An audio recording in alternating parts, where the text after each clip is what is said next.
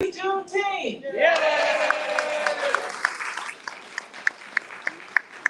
Thank you all for coming out today. My name is Terry Freeman. I'm the Executive Director of the Reginald Lewis Museum, and it is our pleasure to welcome you here today for what I call a little edutainment.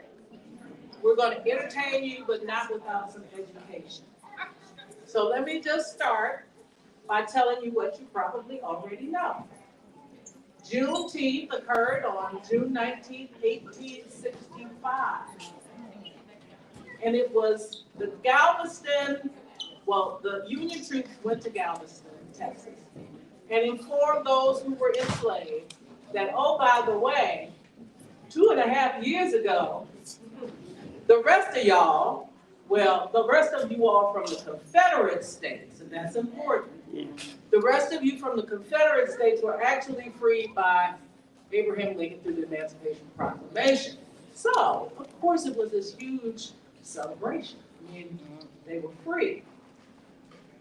But as we look at Juneteenth and what happened in Texas, we have to recognize that that did not actually, the Emancipation Proclamation did not actually free all those who were enslaved, because there were at least 4 states that were called border states, and guess what?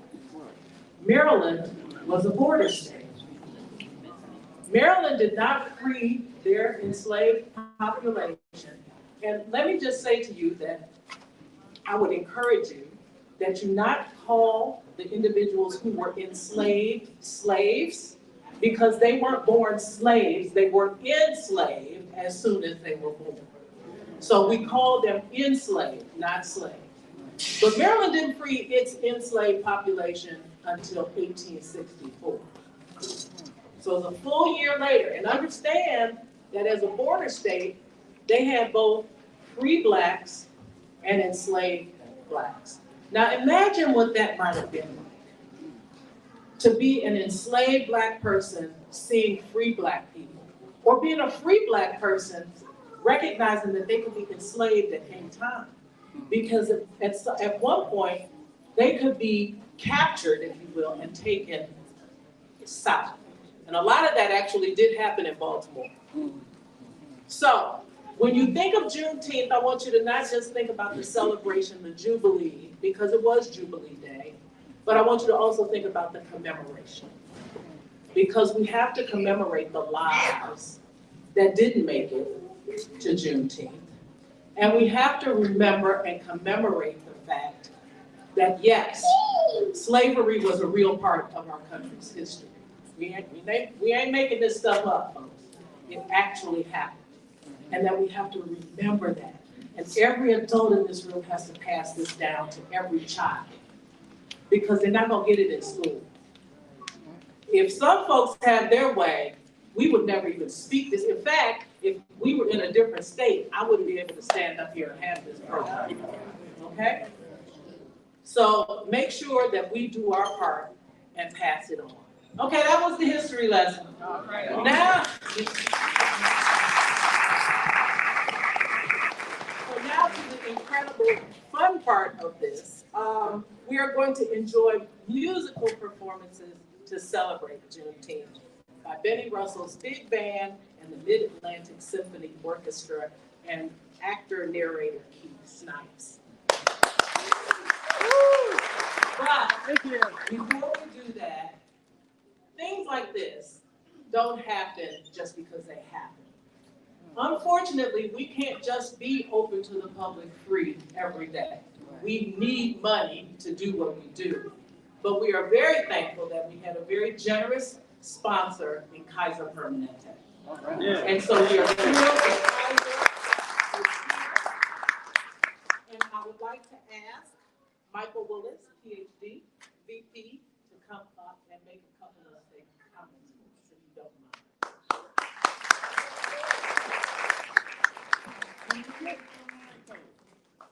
There you go.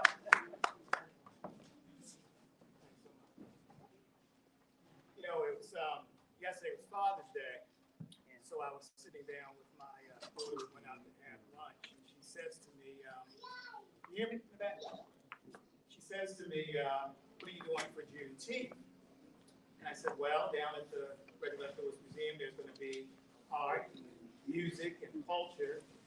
I said, yeah, but what are you going to do? And I was a little bit insulted by it when I first heard it. Well, I'm not cool. I'm in the art, music, and culture and everything. I said, well, I'm going to give a few comments. She kind of looked at me and went, and then she said, well, make them brief. I said, they'll be brief. She said, no, really brief. So I'm going to do just that today. First, I just want to thank Terry and her extraordinary staff for continuing to put on events like this. This means a lot. This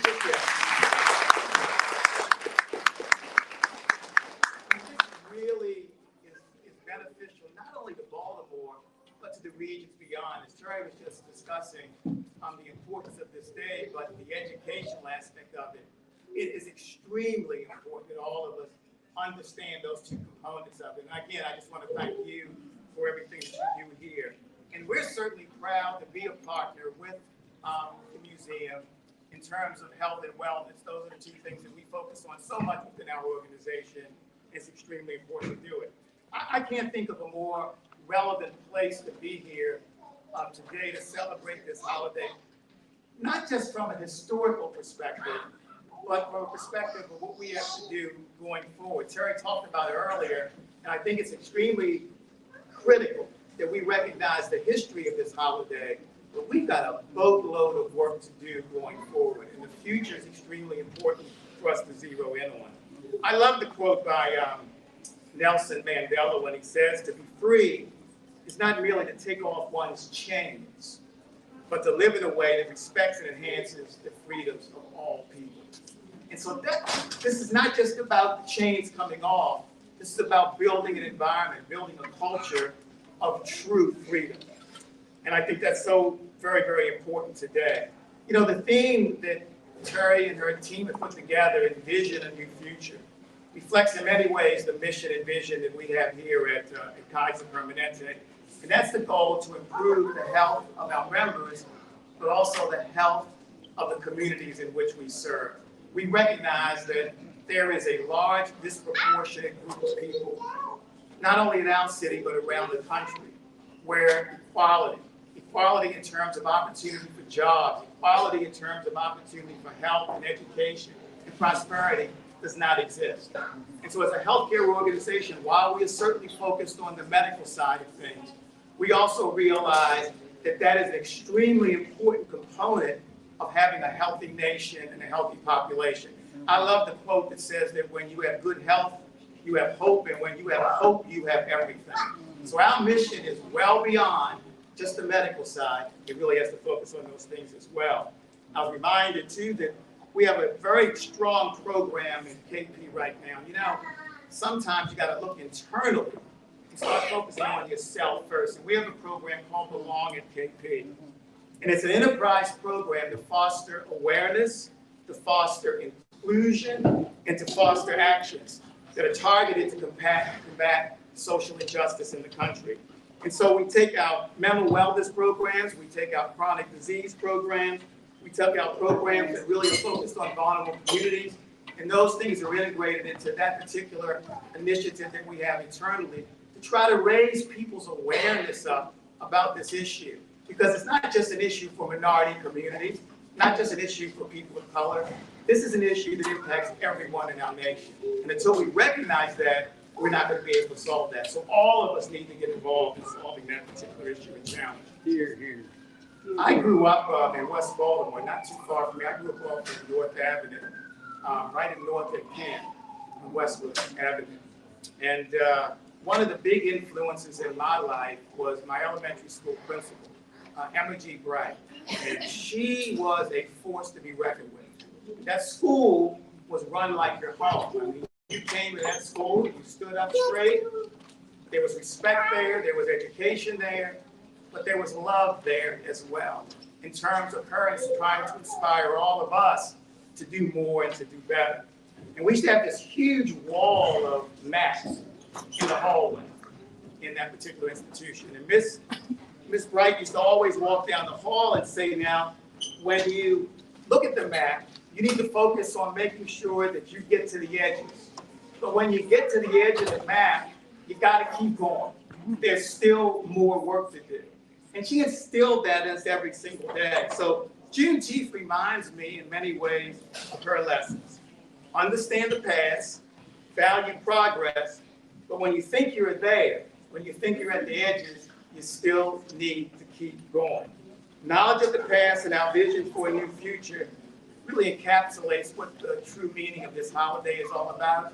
And from our organizational perspective, that's what we're committed to as well. So I want to thank all of you today for allowing me to come in and just say a few words. And if you see my daughter anywhere on the street, L'Oreal Rose, make sure you tell her I was brief, and I was cool, and I was relevant. Thank you so much. Thank you, Kaiser.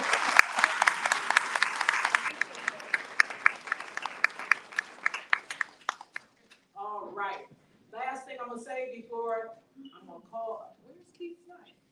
Oh, there he is. Okay. Last thing I'm gonna say is I spy with my little eyes 2 board members of mine in the audience. And I'm just gonna ask them to stand. Constance Harris. All right. And Alan Rogers. And with that, Keith Snipes.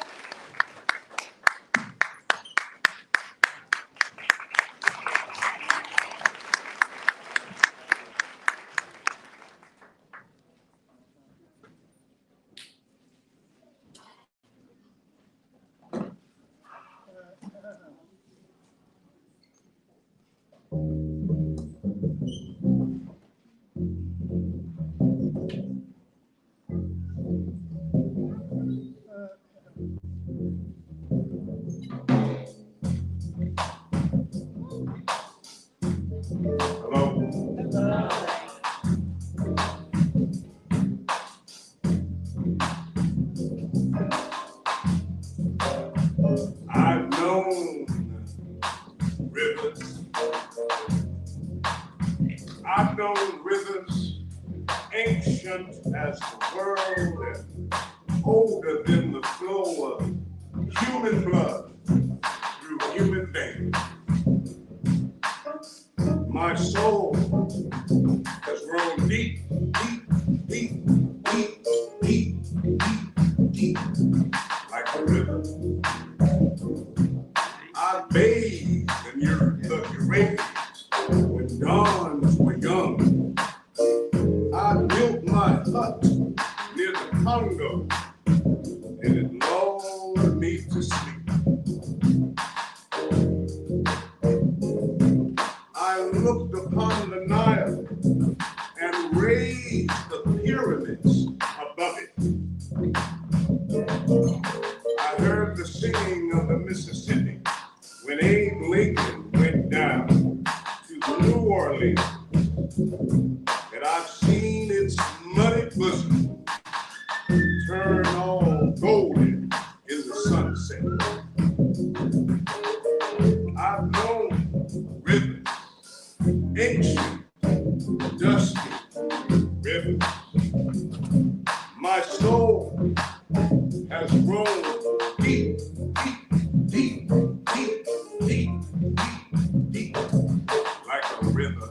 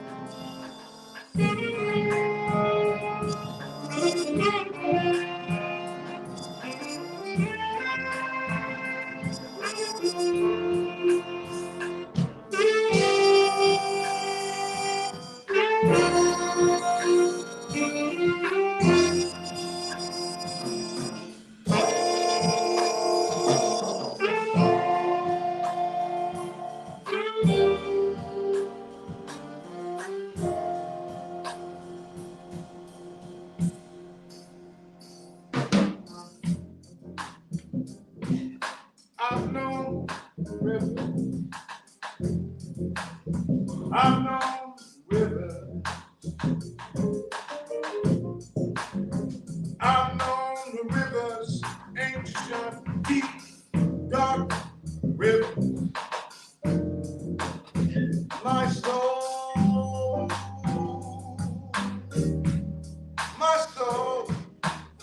has grown deep like the river.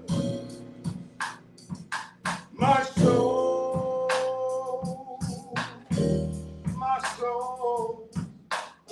has grown deep like the river. My soul has grown deep like the river.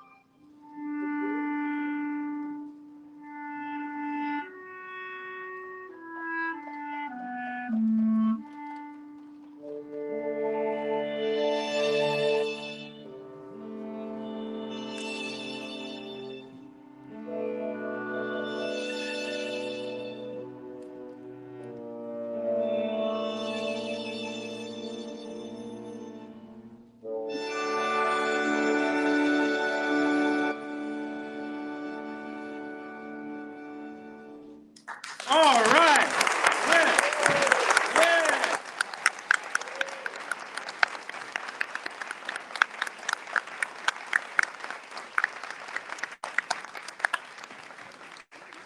Outstanding.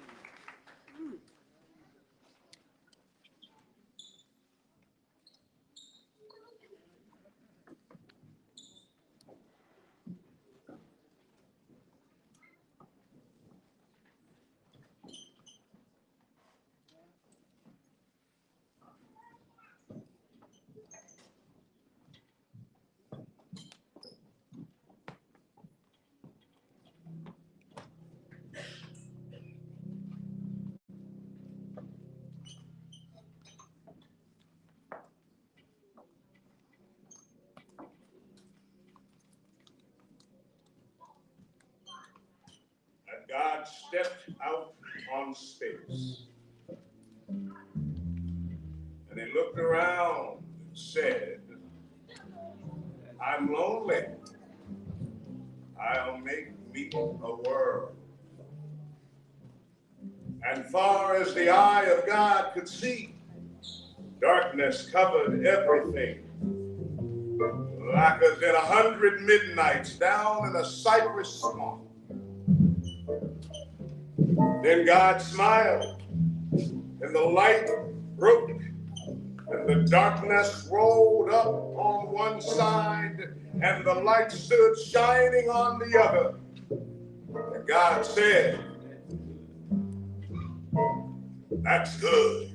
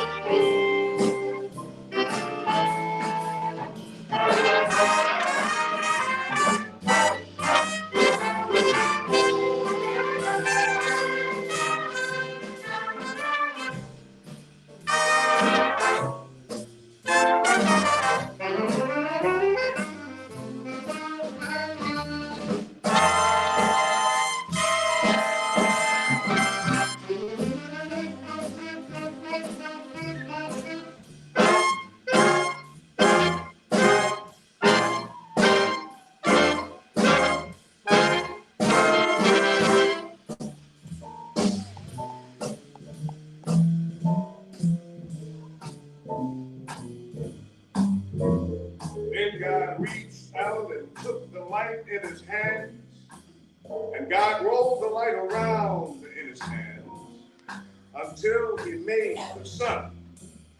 And he set that sun blazing in the heavens.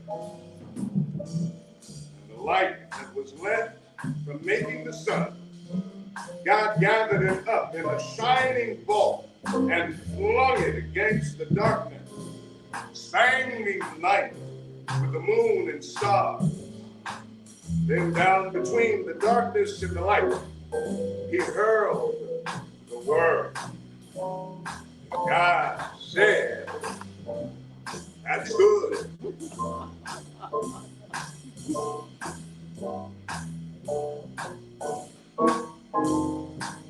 Then God himself stepped down, and the sun was on his right side, and the moon on his left, and the stars were clustered about his head. The earth was under his feet.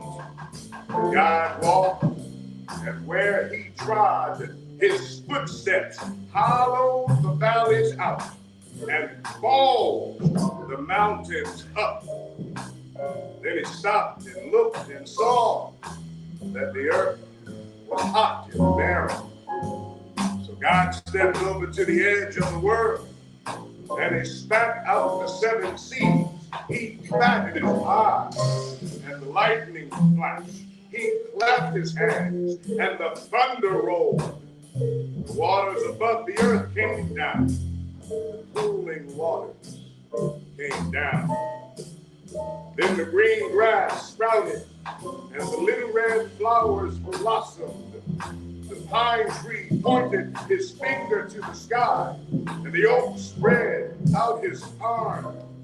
The lakes cuddled down in the hollows of the ground, and the rivers ran down to the sea. God smiled again, and the rainbow appeared and curled itself around his shoulder. Then God raised his arms, and he waved his hand over the sea and over the land, and he said, "Bring forth, bring forth." And quicker than God could drop, fish and fowls and beasts and birds swam the rivers and the sea, roamed the forest and the woods, and split the air with their wings. And God said, "That's good."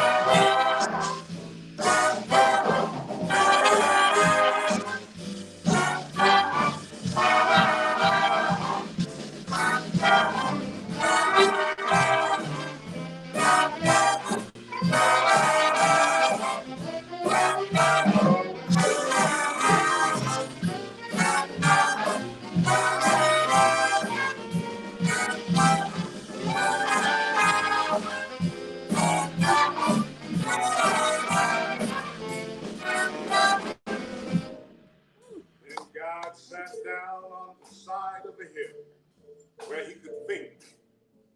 By a deep, wide river, he sat down with his head in his hands, God thought and thought till he thought, I'll make me a man. Up from the bed of the river, God scooped the clay, and by the bank of the river, he kneeled down.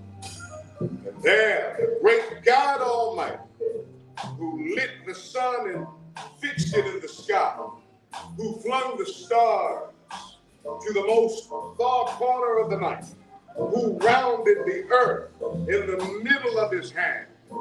This great God, like a mammy bending over her baby, kneeled down in the dust, toiling over a lump of clay, till he shaped it into his own image. Then into it he blew the breath of life, and man became a living thing. Amen. Amen. Amen.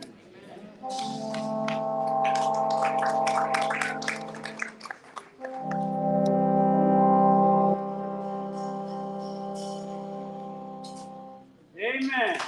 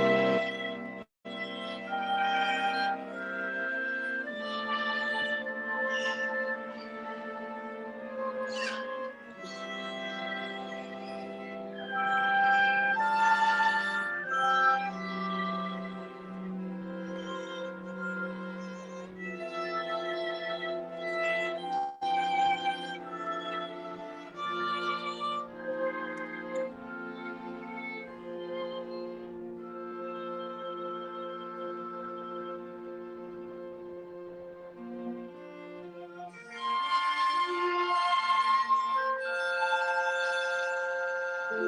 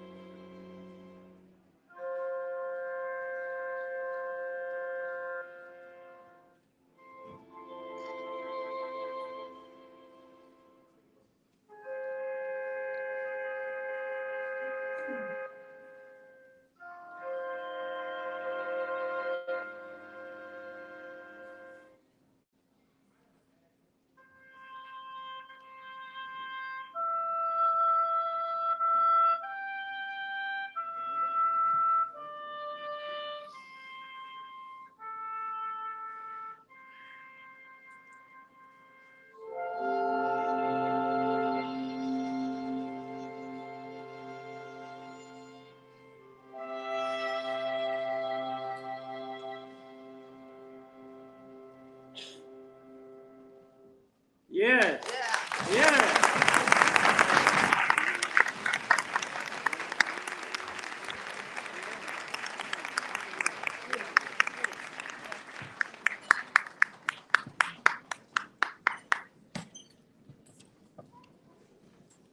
Nice.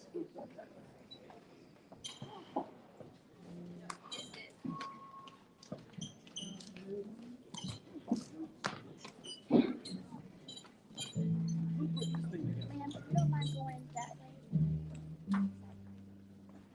It's a hallway.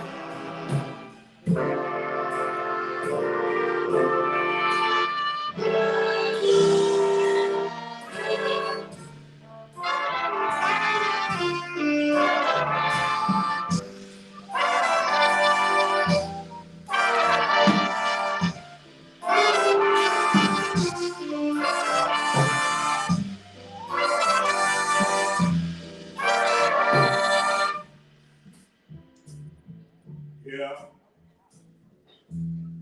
at this final hour, in this quiet place, Harlem has come to bid farewell to one of its brightest hopes. Extinguished now, gone from us forever. Harlem is where he worked and where he struggled and fought. His home of homes, where his heart was, where his people are. And it is therefore most fitting that we meet once again in Harlem to share these last moments with him.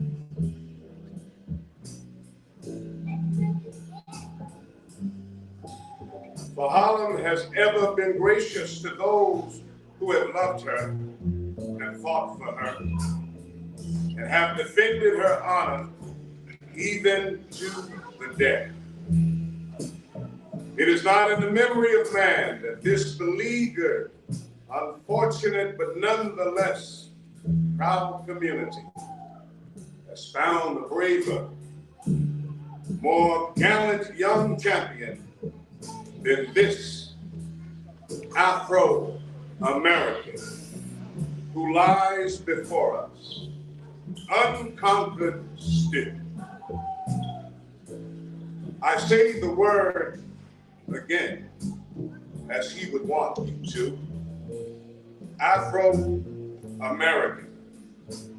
Afro-American Malcolm, who was a master, was most meticulous in his use of words.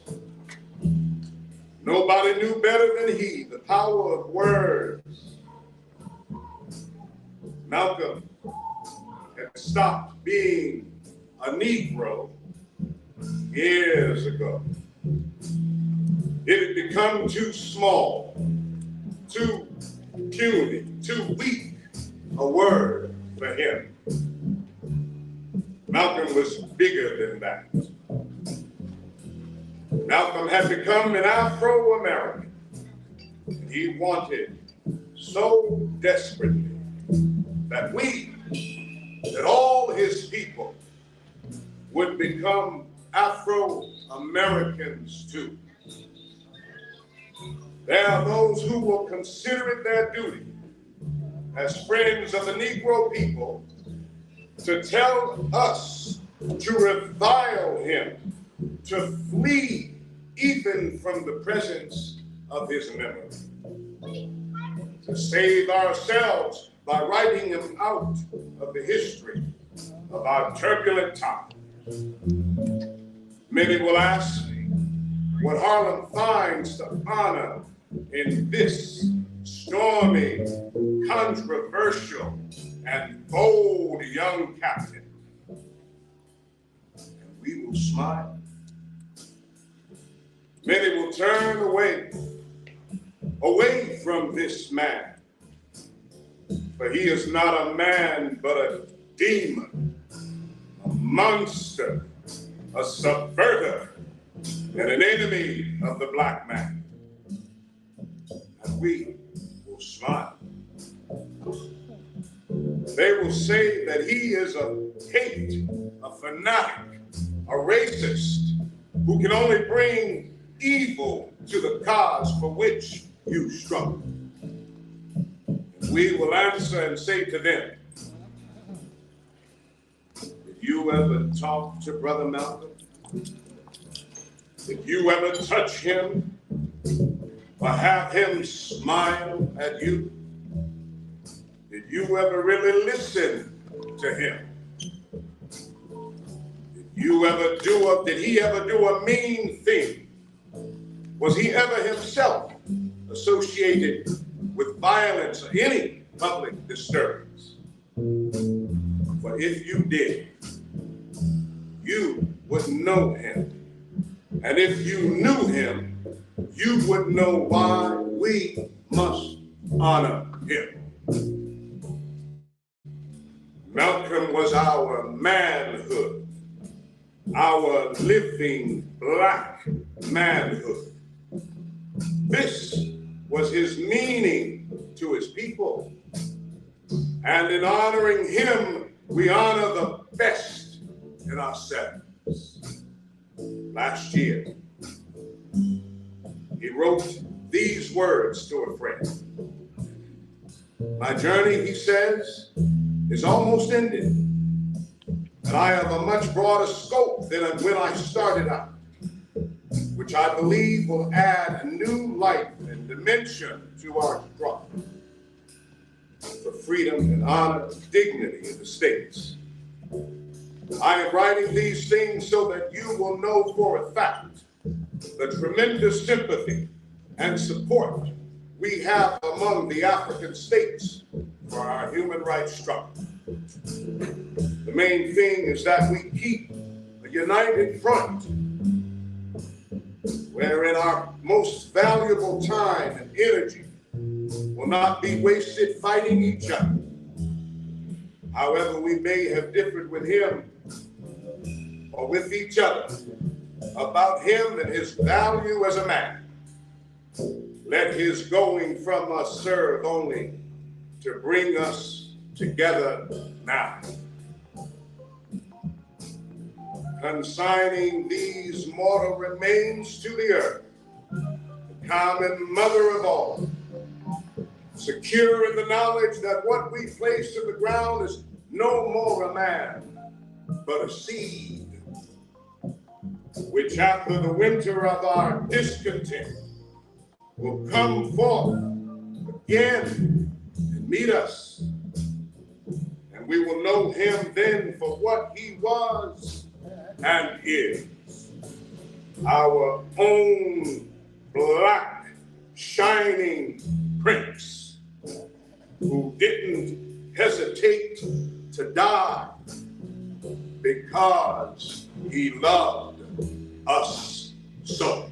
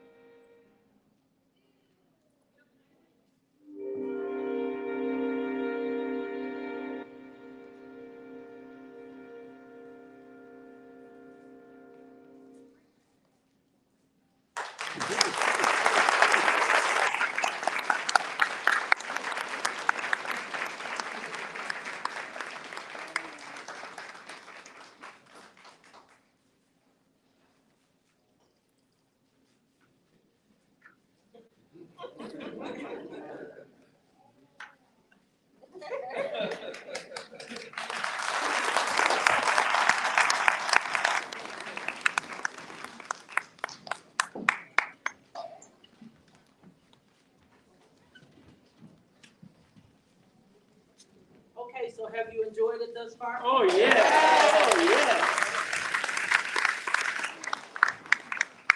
I just want to say a couple of things. I think it has one more selection, but I wanted to say a couple of things to you. The folks from Kaiser have had to leave, but I wanted to say that Kaiser doesn't give us enough money to do this every day. So we need members. So please consider becoming a member of the museum, and there's a table right out here where you can sign up for membership. The other thing that I would like you to do is consider going out on the first level into Slummers Alley. We have a place where you can record what Juneteenth means to you. And we also have the option for you to do a time capsule, a video time capsule or a actual physical time capsule. There's food down in Slummers Alley as well. So you can go down there and get burgers and hot dogs and chicken. And at 3 o'clock, we will have our final program today. And that will be a panel discussion. I just wanted to thank you all for being with us, enjoying this incredible music, and hope you'll enjoy the rest of the day.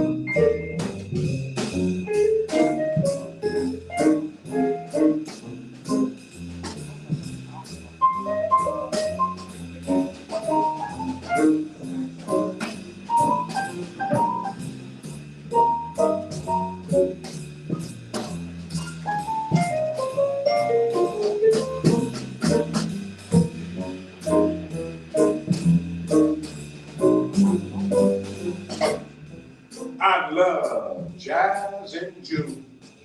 Jubilee under the light of the moon. Keys that tickle tantalizing tunes. Lovers jumping over sacred grooves. Horns that blow through blissful winds. Answering the signal, the drummer sends. The big bad bass between the beats. The people dancing in the streets. Sultry sun shining oh so sweet on pretty girls who tap, tap, tap their feet, while blossom lips softly repeat the lovely slides of Ella, Sarah, Nina, Aretha too, as they gather round so that they can do a triumphant dance to kind of blue.